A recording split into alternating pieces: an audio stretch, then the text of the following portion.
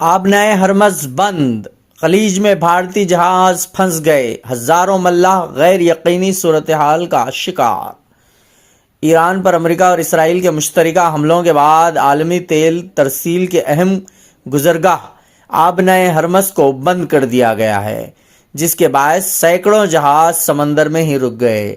इत्तलात के मुताबिक खलीज फारस और खलीज ओमान में भारत के परचम वाले 37 जहाज फंसे हुए हैं, जिनमें 1000 से जायद मल्लाह सवार हैं। बाज़ जहाज खाम तेल और माए कुदरती गैस भारत की बंदरगाहों तक ला रहे थे, जबकि कुछ दीगर खलीजी ममालिक से पेट्रोलियम मसनूआत लाने जा रहे थे।